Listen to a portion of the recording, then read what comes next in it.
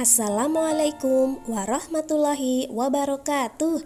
Semangat pagi Ananda semua. Semoga kita semua dalam keadaan sehat walafiat, tidak kurang suatu apapun. Amin. Bertemu lagi dengan Ustazah di sini dalam pembelajaran IPS. Melanjutkan pembelajaran pekan kemarin tentang perlawanan terhadap penjajah. Kali ini kita akan membahas pergerakan nasional Indonesia. Kalau pekan kemarin kita sudah membahas perlawanan terhadap penjajah menggunakan senjata, kali ini kita akan membahas perjuangan melawan penjajah menggunakan kekuatan organisasi. Berbagai perlawanan terhadap penjajah terus mengalami kegagalan karena perlawanan masih bersifat kedaerahan. Kemudian lahir sistem perjuangan baru yang dikenal dengan kebangkitan nasional. Era kebangkitan nasional ini diprakarsai oleh kaum terbelajar yang ingin berjuang dengan cara yang lebih modern. Lahirnya organisasi-organisasi menandai lahirnya masa pergerakan nasional. Masa pergerakan kebangsaan dibedakan menjadi 3 masa, yaitu masa perkembangan pergerakan nasional, masa radikal, dan masa moderat. Masa awal pergerakan nasional terjadi pada tahun 1900-an. Pada masa ini lahir banyak organisasi pergerakan seperti Budi Utomo, Sarekat Islam, Muhammadiyah, dan Indisi Party. Salah satu organisasi yang besar pengaruhnya terhadap pergerakan nasional adalah Budi Utomo. Organisasi Budi Utomo dibentuk pada tanggal 20 Mei 1908 di Jakarta, dipimpin oleh Dr. Sutomo yang digagas oleh Dr. Wahidin Sudirohusodo. Budi Utomo berarti usaha mulia, karena sebagai organisasi modern yang pertama kali muncul di Indonesia, pemerintah Republik Indonesia menetapkan tanggal berdirinya Budi Utomo diperingati sebagai Hari Kebangkitan Nasional. Organisasi Sarekat Islam berasal dari Sarekat Dagang Islam yang didirikan oleh Haji Samanhudi di Solo pada tahun 1911. Organisasi tersebut dibentuk untuk melindungi pengusaha lokal agar dapat bersaing dengan pengusaha non-lokal dalam dagang batik. Kemudian, Sarekat Dagang Islam dirubah menjadi Sarekat Islam dan diketuai oleh Hos Cokro Aminoto pada tahun 1912. SI kemudian menjadi besar karena semua orang boleh bergabung dalam organisasi jika beragama Islam. Namun pada tahun 1921, SI terpecah menjadi 2 kubu, yaitu si putih dan si merah. Si putih berpusat di Yogyakarta dan si merah berpusat di Semarang. Indisi Party didirikan di Bandung pada tanggal 25 Desember tahun 1912 oleh 3 serangkai yang terdiri dari Dr. Dawes Dekker, Ki Hajar Dewantoro, serta Dr. Cipto Mangunkusumo. Organisasi ini bertujuan untuk mengembangkan rasa nasionalisme, selain itu juga mempersiapkan kehidupan rakyat yang merdeka. Organisasi ini mengkritik pemerintahan kolonial Belanda.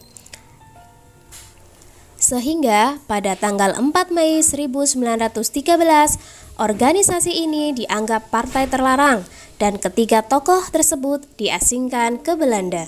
Salah satu pendiri organisasi Indisi Party, yaitu Ki Hajar Dewantoro, merupakan sosok pahlawan nasional.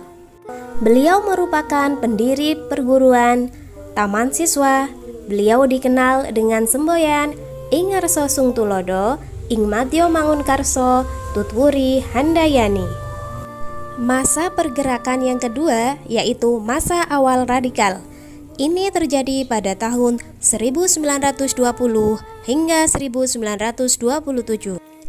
Disebut masa radikal karena pergerakan-pergerakan nasional pada masa ini menentang keras terhadap pemerintahan Hindia Belanda. Mereka menggunakan asas non-kooperatif atau tidak mau bekerja sama. Organisasi-organisasi yang bersifat radikal antara lain Partai Komunis Indonesia atau PKI, Nahdlatul Ulama atau NU, Partai Nasional Indonesia atau PNI, Perhimpunan Indonesia atau PI. Masa yang ketiga yaitu masa moderat, terjadi pada tahun 1930-an. Organisasi-organisasi pergerakan Indonesia mengubah taktik perjuangannya. Mereka menggunakan taktik kooperatif atau bersedia bekerja sama dengan pemerintahan Hindia Belanda. Organisasi-organisasi yang berhaluan moderat antara lain Partindo, PNI Baru, Partai Indonesia Raya atau Parindra, Gerakan Rakyat Indonesia atau Gerindo, dan Gabungan Politik Indonesia atau GAPI. Selain organisasi-organisasi di atas, masih banyak organisasi kepemudaan dan keagamaan lainnya yang ada dan berkembang pada masa itu.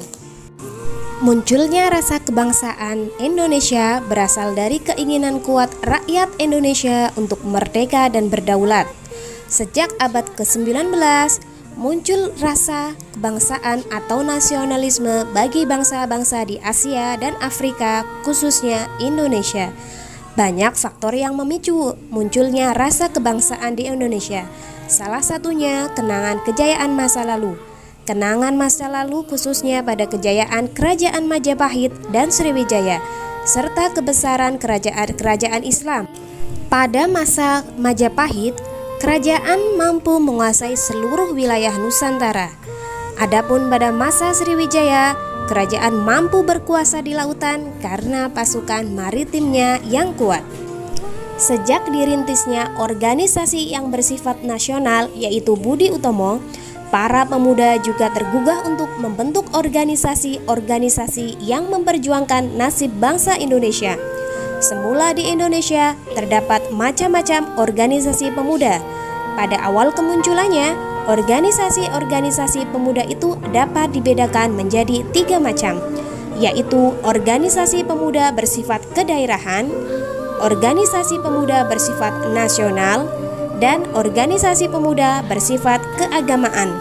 Untuk menggabungkan semua organisasi kedaerahan tersebut menjadi satu kesatuan, mereka mengadakan Kongres Pemuda Indonesia. Kongres Pemuda Indonesia I berlangsung di Jakarta pada tanggal 30 April hingga 2 Mei tahun 1926, diikuti oleh semua organisasi pemuda. Namun, Kongres Pemuda Indonesia I belum dapat menghasilkan keputusan yang mewujudkan persatuan seluruh pemuda. Kongres Pemuda Indonesia I merupakan persiapan Kongres Pemuda Indonesia II.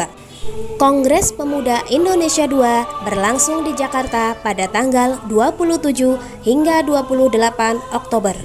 Pada malam penutupan tanggal 28 Oktober 1928, Kongres Pemuda Indonesia II berhasil mengambil keputusan. Keputusan yang diambil yaitu: pertama, menerima lagu Indonesia Raya ciptaan W.G. Rudolf Supratman sebagai lagu kebangsaan Indonesia. Kedua, menerima Sang Merah Putih sebagai bendera Indonesia. Ketiga, semua organisasi pemuda dilebur menjadi satu dengan nama Indonesia Muda. Yang keempat, diikrarkannya Sumpah Pemuda oleh semua wakil pemuda yang hadir. Sejak peristiwa Sumpah Pemuda tahun 1928, dunia dikejutkan oleh kemampuan dan kebulatan tekad bangsa Indonesia untuk bersatu padu dalam sebuah ikatan kebangsaan. Pengaruhnya pun sangat besar bagi organisasi pergerakan. Organisasi-organisasi politik yang lahir setelah peristiwa Sumpah Pemuda semuanya memakai kata Indonesia dalam namanya.